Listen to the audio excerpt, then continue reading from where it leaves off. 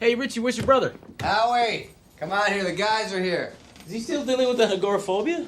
Yeah, dude, he hasn't left the house in 6 months. There he is. Hey, Howie. How's it going, buddy? Hey, guys. How did hitting the balls go? We played an actual game against real people. You should have been there. It was classic. All these punk teenagers are like, get off our field. And we were like, we'll play you for it. And we did, and we beat them. And I hit a foul, dude. It was sweet. This is awesome. You gotta videotape it next time so I can see.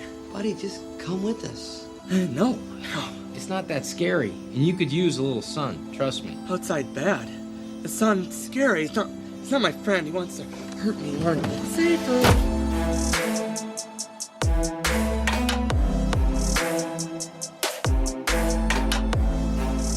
All right, welcome back to another week of Muskies on Tap. I'm your host, Gus Max, and before we get started, just want to thank Jeff Widman for coming on the podcast last week. We had a great time talking with him. And on another note, we've been seeing some good numbers increasing the last few weeks in listeners, so we want to welcome our new listeners and thank our day ones.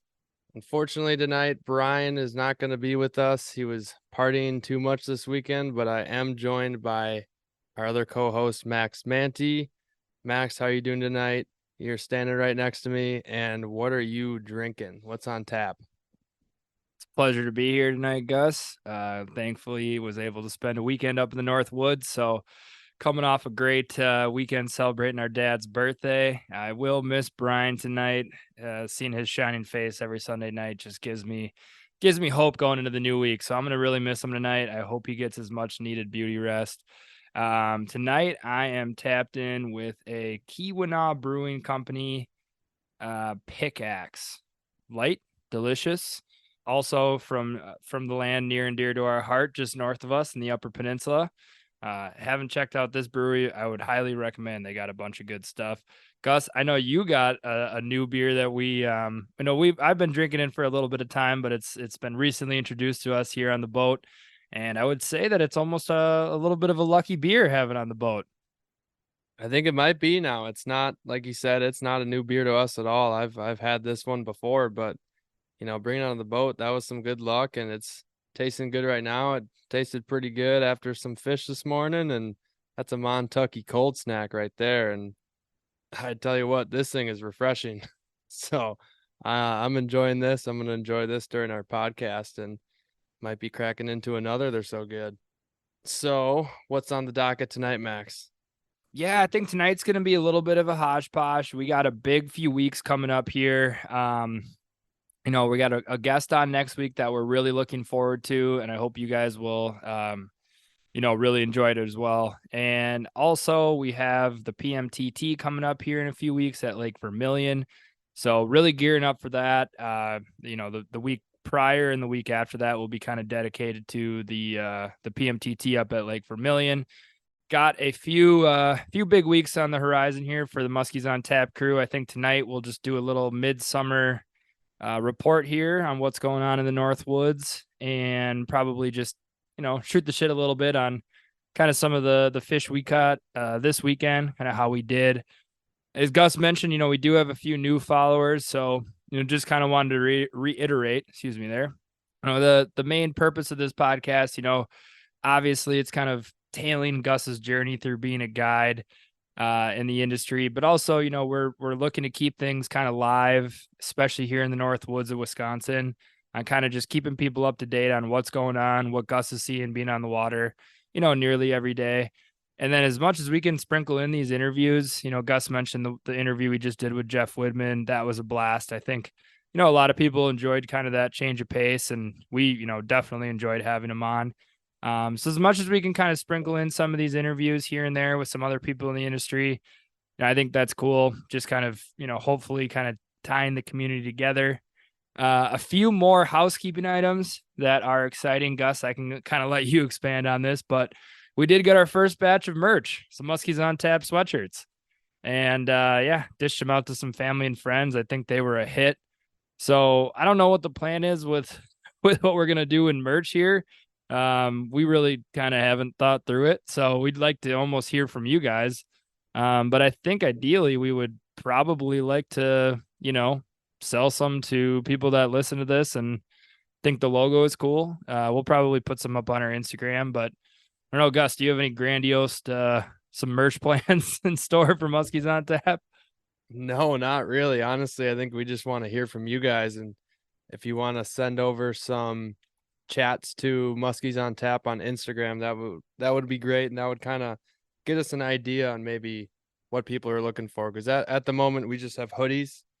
We tried out a full logo in front and a different color with just an upper chest small logo, and we definitely like the way they turned out, but we don't know if it's the exact route we want to go yet. We still got to chat that over, and I know in the future having hats would be cool, stickers would be cool, koozies, all that good stuff, and that would be pretty nice to have. So yeah, like I said, just send some stuff over to the chat, and then we can kind of go from there. Perfect. All right. Well, let's dive into some midsummer muskie fishing here. Gus, do you want to just generally talk about this time of year, as a whole, on what people should be looking for here in the Northwoods of Wisconsin? And then, I think we should start to kind of maybe riff about, the few opportunities we got out together this week. We, were able to put a few fish in the bag, including a really awesome kind of fast and furious 4-fish morning this morning, Sunday. We followed that. I guess after a nice 2-fish morning on Saturday. So, fish were going this weekend. It was great to see, but we had a lot of fun. Got on the boat with our dad on Saturday, again, celebrating his birthday. And then this morning, we were able to get out with our buddy Clayton Speece, who's been on the podcast prior. Also a buddy of ours on the PMTT trail and here locally in Eagle River. He's a guide as well. We were able to get on a pile of fish this morning. I think we ended up getting 4 in the net and contacted around 13 fish in a pretty short amount of time. So I'll turn it over to you if you want to kind of just riff about what's been going on. Yeah, since the last podcast, I gotta say fishing's been pretty damn good. There was a lot of good bites going on this last week. For me, I've mainly been getting out in the mornings. I've heard some reports of some people fishing in the afternoons, and that water temp was creeping up into some hot territory there. But in the morning, it's been just fine. I've been seeing mainly 74, sometimes 73 even in the morning, up to about 76 by midday. And that's been pretty typical, especially if there's a little cloud cover and a little bit of chop on the water. It's keeping the water from boiling, and I think that's good, and it's keeping the temps in a good range where these muskies are eating, and they're eating frequently, because there's been windows on Moon. There's been really, really good windows from about 8 to 10 a.m. of just sometimes wind pickup, sometimes wind going away, sometimes it's the sun peeking out, sometimes it's cloud arrival. I mean, it's all different stuff, but we've been able to get some really, really good bites between like 8 and 10 a.m. and they don't even have to be moon related. And pretty much to touch on that, on what was going on the whole week, all the way up until this morning on Sunday of this week, it is the 6th of August. They have been smashing tubes, mag dogs, and deuces. And other than I think one fish was on a regular bulldog, it's been the mag size stuff. That's pretty much been getting all the big bites. I think there might have been one ninja tube fish in there, but the other ones are all the monster tubes, and that seems to be like the shining star. I mean, there was times when blades would just seem like it would overrule it, but then you'd still get a fish on rubber, within that same time period. So, I mean, I'm not gonna riff on it too much because it's just what's been working. Just getting the big rubber out there, big blades, kind of been working in some of the staggers in the smaller category as well. But when I use those, it's typically burning them over like peak moon to get like the most ferocious strikes or maybe really, really hot follows. But mainly for structure that I'm looking for right now has been primarily weeds still. There's a few spots where we've been getting fish to move where there's some rocks scattered in. Still, weeds in the area, but it seems like there might be a possible rock push here soon. I don't know. That's just me predicting, but still the weeds have been absolutely dominating. And that's basically a combination of weed points, thick weedy bays that have a deep weed edge on the outskirts, and main lake weed bars out in the middle of the lake. That's pretty much been the staples. I mean, fishing the wind as best as you can. I think there might have been some bites and some slack-ish water, but mainly when that wind's kicking up, you're gonna have your best bites and your best opportunities at multiple bites. So it felt like at the beginning of the year, the main thing we just kind of kept harping on was it felt like, at least here in the Northwoods of Wisconsin, that if you weren't fishing during a moon phase of some sort, you might as well just been casting in the parking lot. I mean, realistically, it was that the windows were that tight. I think over the past probably 2 to 3 weeks, we've finally started to see fish fired up outside of windows, which has been really promising. And it definitely makes a full day on the water a lot more fun when you actually feel like you can get a bite outside of a moon window. So I want to ask you this, Gus, because I think it's something to kind of touch on and something that I've become more in tune with over the past few years of fishing. But, when you're out on the water and you're not in a moon phase, what are some of those little subtle things that you're looking for on the water? Honestly, it seems like these fish are more in tune with it than we are. And not that it seems, it's just they are, because I think there was the one bite this morning. I don't think it was super windy, and I can't remember like where the sun was behind the clouds, but I think I got the bite, an absolute ferocious strike halfway back on double tens. Got the fish in the bag. I think as we were releasing it, the wind just starts kicking up and kicking up and kicking up. So it's like you can't even predict before it comes. The fish just knows. So that's why it's so important to fish those mornings hard and kind of know that there's going to be like a couple of those weird windows that aren't even close to moon. I mean, we're in between 2 moon phases this morning when we got 3 of the 4, I want to say.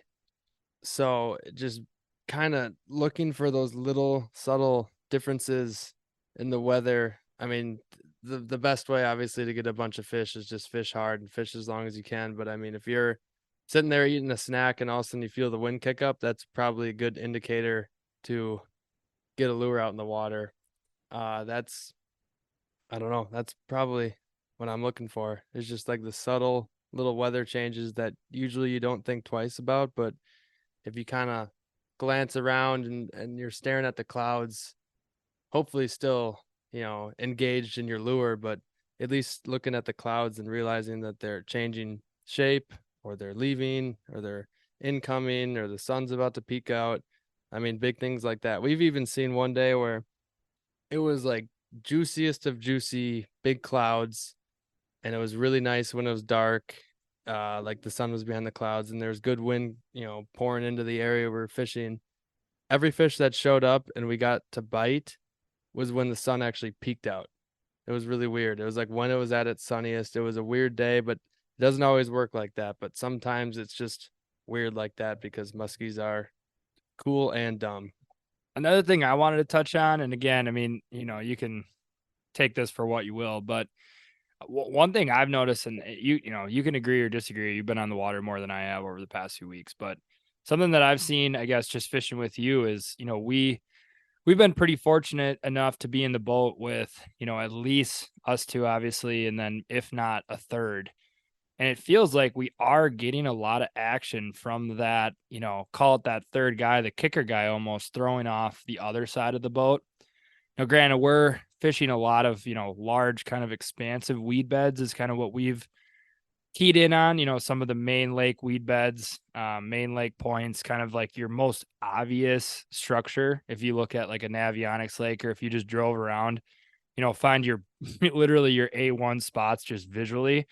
That's kind of the spots we've been fishing, but there's been a good amount of bites that have come kind of, with that lure coming on a different direction, whether it's casting off the front of the boat at a 45-degree angle, like at your 2 o'clock, most of that cast is kind of pushed a little bit off the break or maybe on some scattered weeds off that kind of, definitive edge. But we've been pulling fish kind of off that. Would you kind of agree with that? That I feel like, we've seen a lot of, nice fish that have been either kind of hanging right on that edge or even sometimes like a half to a full cast off of it. I completely agree on that. I mean, there's a lot of these weed beds that we fish that there's choked out weeds, and then there's somewhat of an edge, and then there's weed lanes, and then there's deep weed pockets. And in the deep weed pockets, I gotta say primarily all the action we get is when the boat's up in the crap and we're casting out to it, because I'll watch other boats go through there and we're fishing, pretty popular lakes. And I'm like keeping my eye on them because, I'm seeing if they're getting a follow or if they catch one, and they're just casting in the whole time, still fishing the same weed edge, the same structure. And they just, I don't know, that might be like the key, is just to be that much different by having your bait coming in just in one different direction. And that seems to be a pretty big thing to get some bites, some extra bites. There's always that hot fish that's just going to annihilate the first bait it sees. But another thing that I've been doing, I know I've been talking a lot about blades and rubber, and it's true. I mean, I've kind of thrown in there a few crankbaits, suics. We throw in our fair share of topwater, and it's kind of been, not good lately. But with the rubber and blades, we have seen some pretty crazy differences in just one day. I mean, we've watched it go from blades are king. You might get one fish maybe to hit on rubber, maybe one to follow. And then the next day, you won't even get a sniff on blades, and they're only going to touch a mag dog ripping at 1,000,000 miles an hour. And that's just kind of been it, is that when I'm out on trips, I don't have clients rifle through baits, but I mean, if they got a staple on and we went through a juicy spot that I know there should be, at least a couple fish, or at least a 35 should come flying up at it, I'm like, all right, we're switching sizes, or we're switching, typically not colors. It's just size. I think it's the profile that these fish are keying in on a day-to-day basis that has been changing. Yeah, you're saying ripping that rubber at a million miles an hour, but I kind of want you to be a little bit more specific on how you're ripping it, because I think, as we've seen too, two guys in the boat might be throwing rubber and one guy is getting bites and the other one's not. So, is there a specific way that I guess you could kind of shed some light on how you are working that rubber bait? Well, there's a few times that we're getting popped early in the cast, so I don't even know how picky some of those fish are. But when I'm looking back on footage and we're getting some bites, at least a third of the way into the cast, bringing it back, I'm watching, and there's definitely a lot of aggressive uprips, whether it be a Medusa, Mag Dog, tube, toad, whatever, rubber you're using. As long as you're, I don't know, I'm trying to like think of a rhythm or a cadence, but don't get too rhythmic is the key, where I'll do like a pop, pop, pop. I mean, pretty much as fast as that, give it a pause, and then do maybe a sweep, another pause, and then I'll just start, ripping again at a pretty fast cadence, and then give it a pause. And they're pretty much eating when they should be on the longer pause, but we've been getting some ferocious strikes when we're going pop, pop, pop, pop, and they're just eating within one of those extremely fast pops, and that's difficult to get them in that.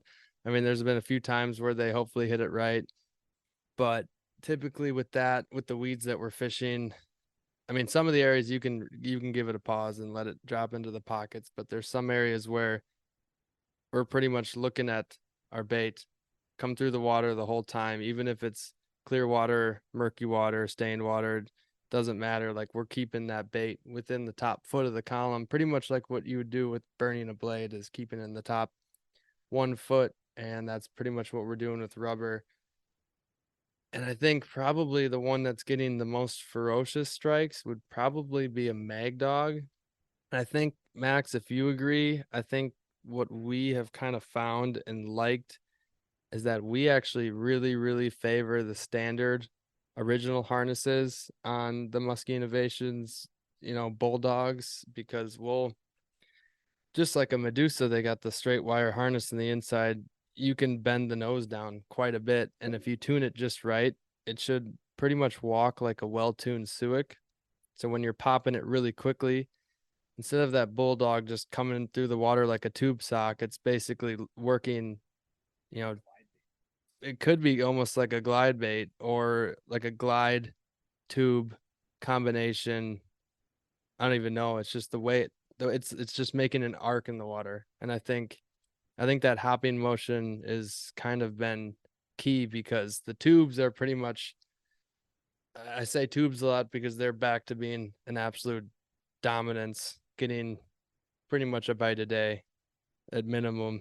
I mean, they're not getting many follows right now, and I'm really digging that, because that's making me throw it with more confidence that I'm like, okay, next fish that's at least a little bit fired up and ready to be triggered is about to annihilate this thing. Well, on the midsummer muskie front, I don't know if I have too much more to add. I mean, it was a good weekend. Like I said, we were able to boat some good fish.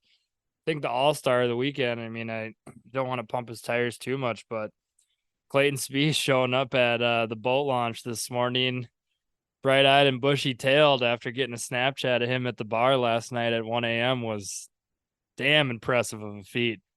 It's like the old school days where no one really has a cell phone, where we kind of just floated the idea out to him for him to meet us out at the launch this morning. And, I don't think I had much confidence that he was going to be there. And next thing I know, we just see this car tailing us as we're heading into the launch, and sure as shit, it's Clay. So that was hilarious. I mean, I don't even think he got any much of a confirmation that we were going to get up there and get out there as early as we said we did, because we're pretty famous for saying that we're going to get to the launch at, call it 6:30 a.m. and we'll show up at 8 or whatever.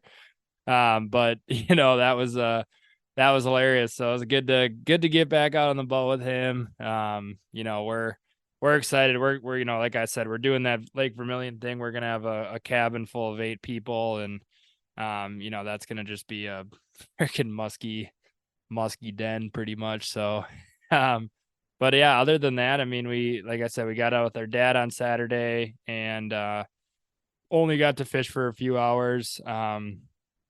Gus was pretty much the star of the day. He was throwing most of the Magnum size stuff, and yeah, just he kind of just reassured that was the bite that was going. We weren't out there, like I said, for too long, and we were able to manage 2 nice fish. Gus got a nice mid-40s fish, and another nice kicker fish. And then today, had a bunch of really nice fish, and Clayton had a very beautiful tiger that I think I just threw up on the story of the tiger making a crazy jump. And Gus was talking about when rubber's getting hit. I mean, that hit was pretty damn cool. About, I don't know, 10 feet away from the boat, and on the pause, sun was shining down at that point in time. And so we all got to see this tiger just kind of flare up and, come from a weed bed and just absolutely engulf this Medusa. So that was awesome. Man, when they want to eat right now, they really are. I mean, my fish today on the double tens, the fish came out of the water to hit it. So that was pretty awesome. And, the 2 hits you got today were both awesome eats as well. And had a few really nice fish into the 8. I mean, I had an upper 40s today come in and do a dance with me for about 4 or 5 turns and just couldn't get it to go amongst a pile of other fish. So yeah, it's a good weekend. I'm excited to see kind of how things progress for you this week coming up here. It sounds like you're going to be able to do some exploring. So I'm excited. Yeah, before we kick off some Q&A here shortly, I'll just quick preface with what's going on this week. Give a quick look at the weather. It's not going to be very reliable on what I'm saying right now, because it said there was going to be a cold front tomorrow, Monday, and all of a sudden it just changed, and it's just like, nope, it's actually not going to come until Friday. So it got pushed back.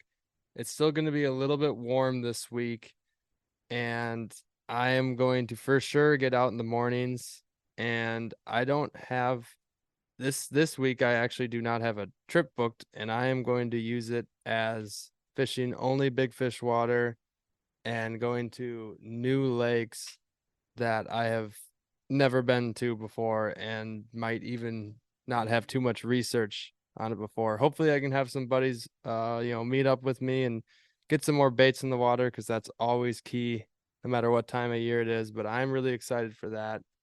So pretty much it's just gonna kind of stay with this warm weather. I gotta think it's gonna be the same program. I am going to have probably a small I'm probably gonna have a reg dog or a ninja tube locked onto one rod, probably some sort of mag dog or larger on the other rod, and then a blade to be kind of switching out here and there during usually peak moons or when that wind's really kicked up. But I am beyond excited to do some exploring, potentially, on my own or with some buddies this week, because I've been nice and busy, which is always good, with some guiding, and that has been going actually very well. Have some very good success, and I hope to get some pics out to all of you guys soon on the old IG and Facebook. So, stay tuned for that. But I've been having a absolute blast with clients, and it's been really fun teaching people how to, snap rubber firsthand. It's kind of, I hope you slightly maybe got an understanding of how I've been working rubber lately. If you have more questions, feel free to shoot me a message, but it's been a lot of fun, teaching people how to snap rubber, and then watching them, get their first rubber fish and just seeing their eyes light up, and they're like, "Oh my God, I've never felt a fish hit so hard in my life." And I'm like, "Yeah, you should see one that's a foot longer."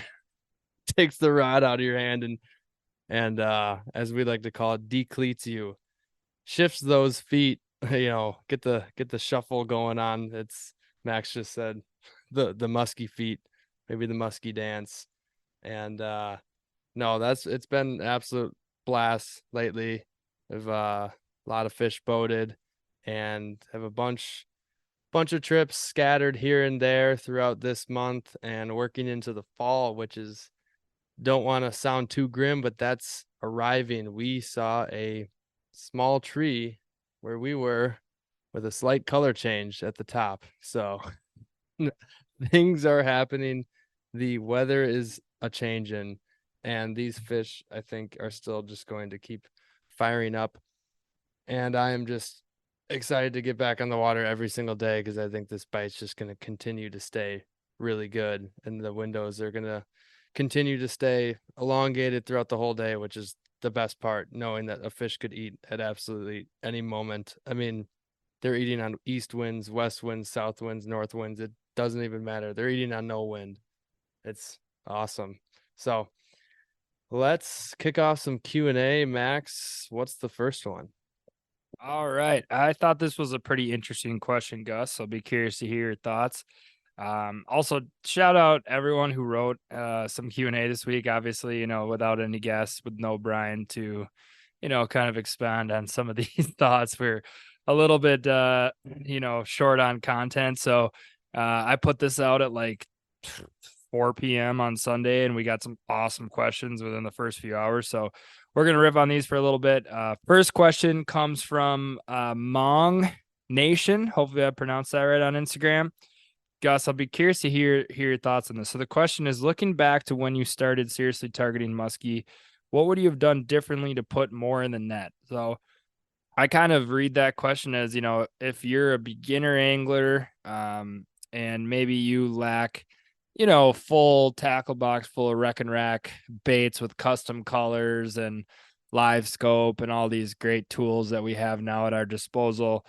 What would you do as somebody maybe with some limited equipment, just kind of getting started out to really try to, start putting fish in your net as soon as you can? Well, I'm going to say for sure one thing, and you're going to laugh because I've just been talking about this the whole podcast. Something that we absolutely lacked, looking back on it, we never threw rubber, even remotely, from the start. And that has been something that kind of just shines year round, where blades can be just so hot and cold. So that's just something that we kind of lacked from the start, and definitely looking back on, wish we could have maybe done something about that. And then some advice that we did, and it actually helped a ton, is that go into your local bait shops, buy stuff, because you can't just ask questions if you don't buy anything. Buy stuff, ask a bunch of questions, and don't be, you don't say like, what lakes do you fish?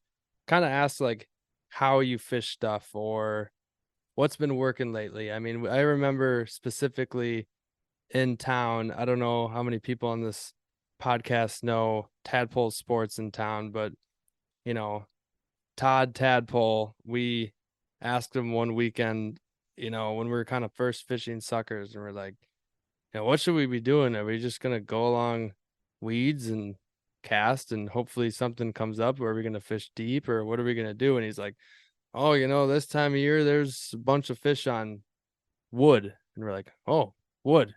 Like, okay. And then we went and found some cribs that he kind of pointed us in the right direction, and we caught like 2 fish in 20 minutes. At the time, Max just said it was the biggest fish ever. That was Brian's fish on a sucker, and I think that might have been our first sucker fish ever too. And it was like a 44, 45. I don't think we really measured it super well, but it was all of that because it was just long. And got another one like 20 minutes later on a Medusa, and I think that was my first ever rubber fish. And then we got, another great fish that night for Brian during a moon phase. We saw like, oh, there's a moon phase an hour past dark. We should kind of give it a shot, just stuff like that, asking around and just getting little nuggets from all sorts of people, going to as many bait shops as you can, message people, just don't be afraid to ask and kind of try new things. Don't just kind of landlock yourself. That was another thing that we did. We did very well at that. We used to fish the chain and the chain only, nothing against the chain. But man, once we started getting off the chain, we saw the potential of what musky fishing truly has to offer. Not bashing it, because the chain is awesome and it can provide some pretty stellar action days, but that's what I gotta say about that. What do you have to say, Max? No, I think it's a great point. Is that actually something was going to be part of my answer? Because I think, the common answer here is, learn your local body of water as best you can, right? So it's like if you have a cabin on a lake in the Northwoods, or you live on a lake in southern Wisconsin or something like that, like really get in tune with that body of water, learn it. That's all great and everything. But I think, if I were to give somebody advice, it would actually be get out of your comfort zone quicker. I, like Gus just said, I think we really started to become much better anglers when we were forced to get on a body of water, study it before, using apps like Navionics, Google Maps, stuff like that. Learning a body of water, getting out there, getting your butt kicked, a few different times, and kind of forcing your hand to, learn and try different things, I think is super huge. On top of that, just absorb as much stuff as you can. Obviously, a little bit biased here, but listen to as many podcasts as you can. Listen to people that have, spent significant time on the water, to what they're talking about. Watch YouTube videos, just absorb as much as you can. And then I think lastly would just be, take notes, while you're listening to podcasts, while you're watching YouTubes. And then lastly, I would say just fish as much as you can. I know that's kind of an obvious answer, but if you have 2 hours in the morning, just get out. I would say, I think Gus would agree with me on this, but I pretty much learn something new almost every single time I fish. Whether that's by myself or if I'm with other people, that's another thing is get out and try to fish with other people. See what they're doing, what they're using, how they're snapping rubber, how they're working a blade. Even today, I'm throwing that double 10 and I'm getting some action, and Clayton goes, do you ever try to change directions when you're throwing blades? And I was like, I've tried it in the past, and I guess it's just a great reminder. And I started changing the directions and started getting follows, getting some, fish looking at it a little bit more. So it's just stuff like that where, get out with other people, fish with other people, but I'd say get out of your comfort zone as quickly as you can. I think it just kind of forces your hand to become a better angler quickly. All right, our buddy Lanky J, shout out Jason. He asked, any scary stories with baits stuck in your hand or fish that bit you? I don't know if you can. I don't know if you can hear this, but I am knocking on wood because I do not have a scary story, but I'm going to pass it right back to Max because he's got a doozy that maybe some people have heard or maybe just the people we know. I don't know, but it's a good one to hear. Yeah, I'm glad you knocked on some wood because as a guide and how much time you fish, I think it's more of a when, not an if. So you better be prepared for that. Yeah, I don't know if I've told this story. I think I told it on the Musky Hunks podcast actually, but it happened last year when Gus and I were fishing on the in the PMTT here in Eagle River, and we were able to luckily enough catch a very large fish in that tournament. And the biggest of the tournament, thankfully. And as I went to release it, it was a very windy day. I tried to get the fish's head upwind. I had a lot of adrenaline going, so I probably just wasn't really thinking very clearly. And as I turned the fish's head upwind, my thumb got cut in its, mouth essentially, and it thrashed back the opposite way and completely unzipped my entire thumb. When I say it unzipped my thumb, I mean, it literally was pouring out blood onto the bottom of the boat. I mean, it literally was just like a red pool at the bottom of the boat. It was a mixed emotions because we, just realized we might actually be somewhat in this tournament to place in the top 10. And so we were very excited. I don't think there was much pain at all because I was so just jacked up, but at the same time, it was like such a bad cut that we didn't really know what to do. And so, luckily Gus was pretty well equipped on the boat with some first aid stuff and was able to bandage it up. And I still tell this story because it's funny when Gus looked at me and he's like, so you're good to keep fishing, right? I was like, well, yeah, I mean, I'm blue in the face and might be a little lightheaded for the rest of the day, but we'll make it happen. And we stuck it out. Thankfully, we were just trolling that day. But yeah, my thumb was pretty much mangled for the next week.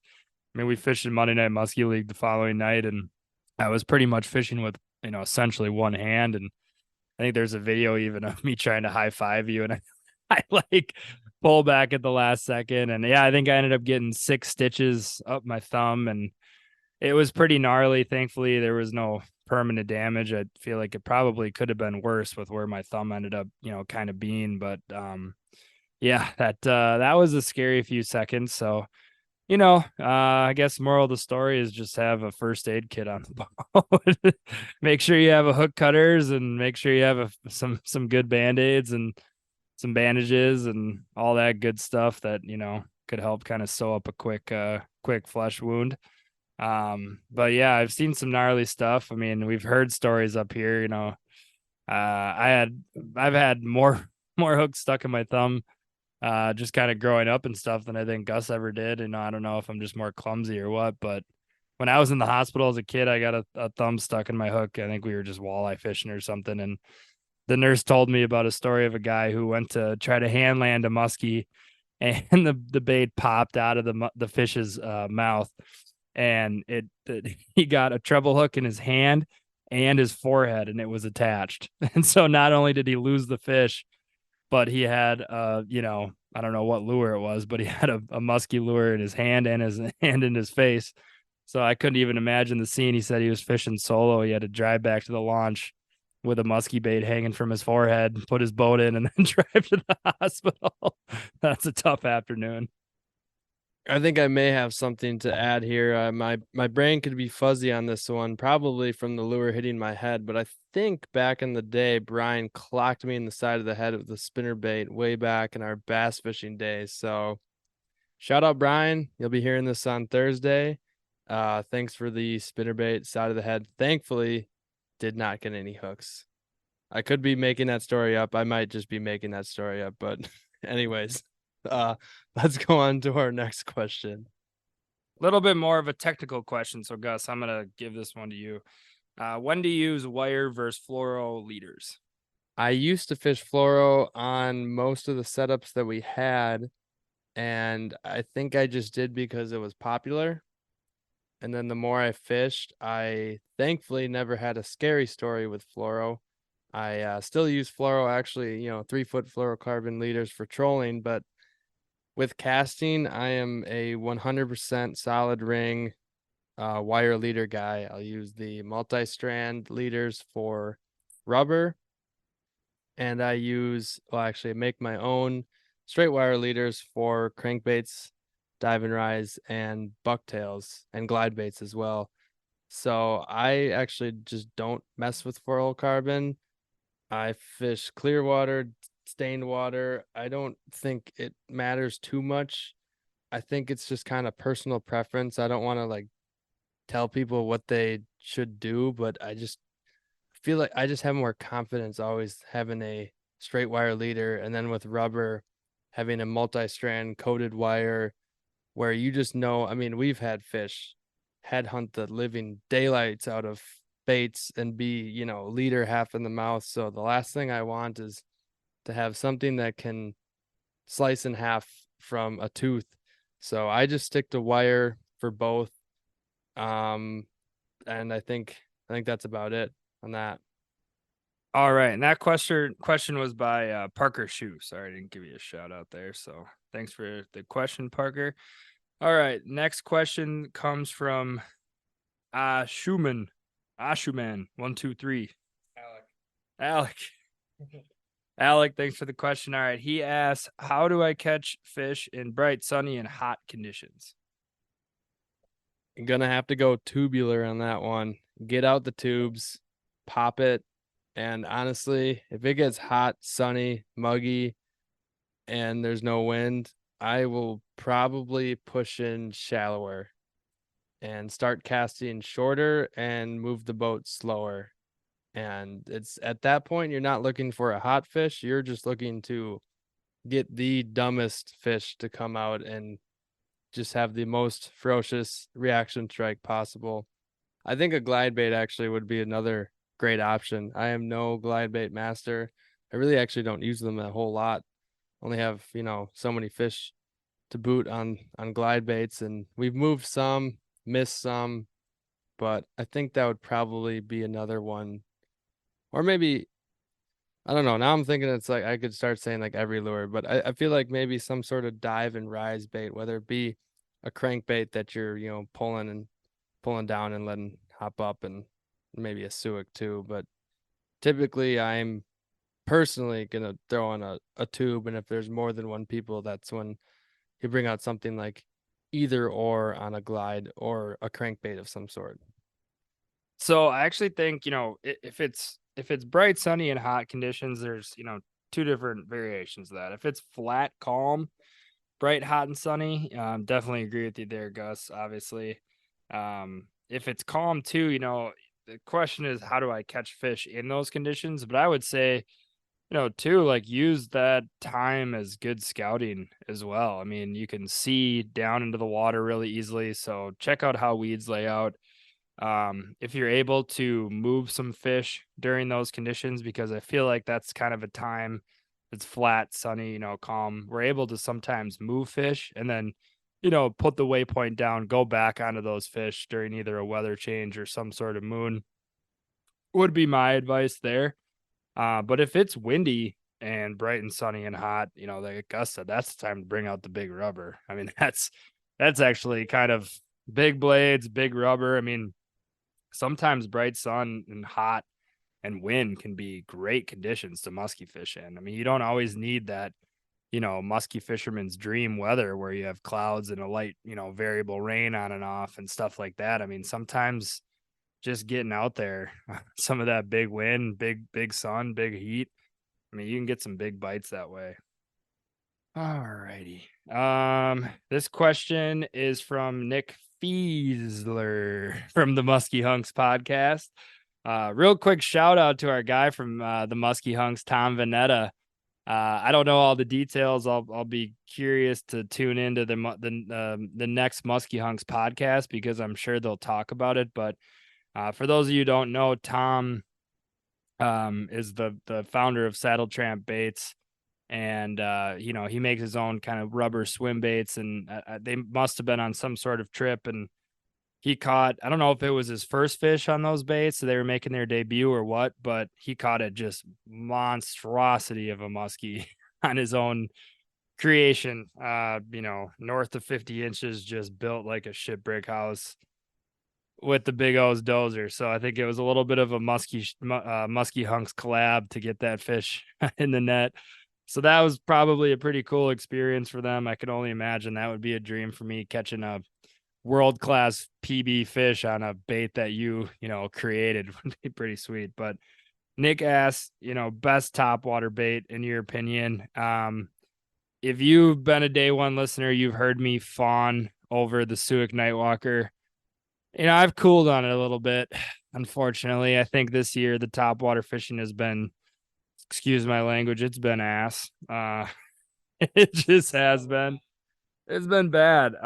So the Suick Nightwalker is currently in a pretty lengthy timeout for me. I mean, that was my go-to last year and the year prior. But yeah, this year, the flat tail is done well for us on the minimal bites that we've gotten on top water, and pretty much all of those have been after dark, or at that dark period. So yeah, I mean, topwater fishing was always near and dear to my heart. It's one of my favorite ways to catch a muskie, but unfortunately it's just been a tall task this year. So I don't know if you guys have also experienced that. We've heard it from other guides and other people that we've chatted with here locally that it's just been a tough topwater bite this year, but maybe I got to switch it up and go to the, Team Rhino Outdoors website and start looking at some new, topwater baits to try out, and maybe have a new favorite, because the ones I've been throwing haven't even been getting a sniff. So I am by no means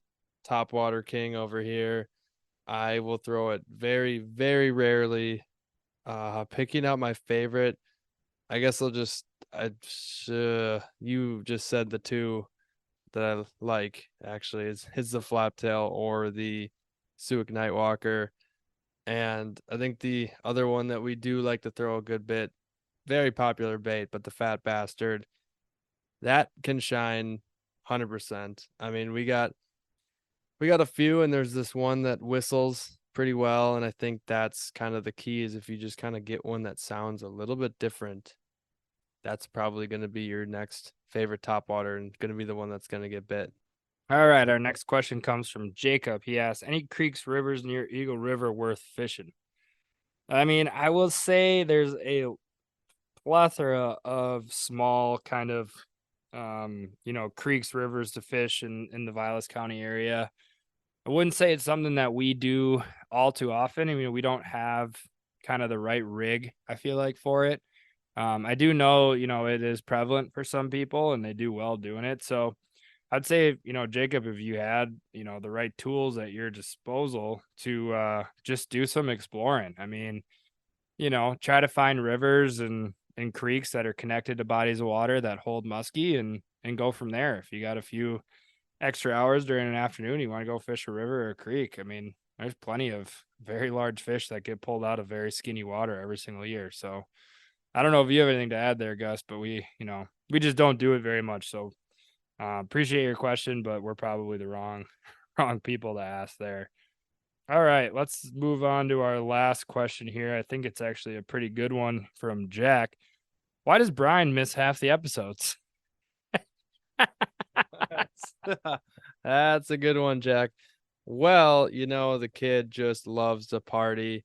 I guess he lacks on the sleep. He's been, always telling me, a lot of golf, always saying, hey, don't fish too late on Sundays. I got to get up for work so we can record the podcast. And then he ends up not being able to come on even at a reasonable time here. But, I don't know if you got anything else to add on that, Max. I mean, we might just have to grill him next week when he's back on. I mean, the guy grinds, guy grinds Monday through Friday. He just needs to blow off some steam during the weekend. Maybe we'll have to start recording. We'll have to start recording at the old timers dinner hour on Sunday nights. Maybe a little 4:30, 5 p.m. start. I don't know. We love when Brian can contribute. He's a vital member of the Muskies on Tap podcast. So we'll be excited to have him back on next week, and I'm sure he'll be a staple here moving forward. Obviously, just sometimes these scheduling things, I think with the reality of it all is, Gus is on the water a lot. Getting these recorded, edited, and put out every Thursday is, I think a kind of a pretty big effort within themselves, and something we probably overlooked slightly when we wanted to start a podcast. We talked a little bit about it with Jeff. That's just, it's more work than I think we thought it was going to be, coming up with some stuff to talk about, on top of then the editing and linking up all three of our busy schedules. So we do our best. But yeah, love Brian. We love his contribution on this thing. It's a necessary component to Muskies on Tap. The Mott crew misses you, Brian. The Mott crew misses you. All right, I believe that wraps up the last of the Q&A. So thank you for the listeners and the viewers of Muskies on Tap Instagram to send those questions in such short notice. We appreciate that, giving us something to kind of talk about tonight. Like we said, we typically will try and have someone to interview for the week and then maybe some reports, but it's good to have fillers. It's kind of good to go through some technical aspects of the sport. I think it was 2 weeks ago when we discussed some pretty basic fundamentals, but those are some really important things. I mean, that really goes back to that Q&A question on kind of like what could you have done differently is along with fishing with other people, is that when you're able to get on a boat with somebody who is, and a great stick, is to just watch them, obviously ask them questions, but just by visually watching, you're going to learn so much. So that's definitely something that I recommend doing. And, going back to our midsummer recap here, this is the time of the year to be on the water and catch big fish and catch multiple fish. The windows are open, plenty through the day. As long as you're finding the right bait by at least, switching around a little bit and just keeping with the confidence baits, but just switching a little bit here and there to kind of figure out what they want for the day, you'll be in good shape to definitely get multiple bites. And I just still think, looking at that weather, staying warm and then having a cool down, I mean, it might start to get tough during the middle of the day and obviously maybe unfishable with the water temps. But the morning fishing, I think, is going to be spectacular this week, and probably the night fishing. I think I'm going to dive into that a little bit, but we'll see.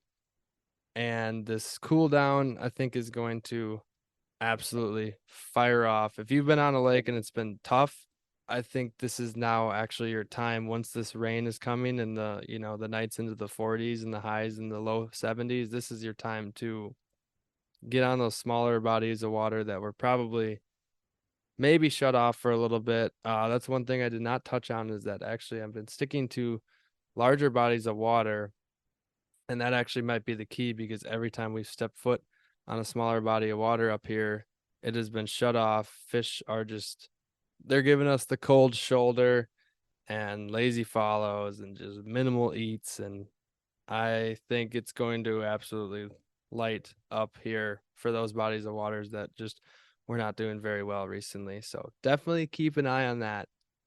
Yeah, like Gus said, just get out in the water. We're living in the good time of the summer right now. You're out on the water, you got the shorts, you got the fishing shirt, you got the t-shirt on, whatever. It's nice. The weather's great. The nights start to cool down. You throw on that light hoodie.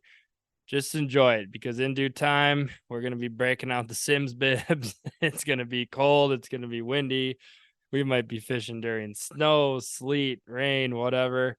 This next 8-week period is the go time for sure. So enjoy it. Hope everyone is catching some great fish. I do want to mention, if you have made it this far in the episode, first of all, we appreciate you. Second of all, we are going to launch, kind of a new segment to end our podcast with, that we wanted to kind of try to roll out and see how it works.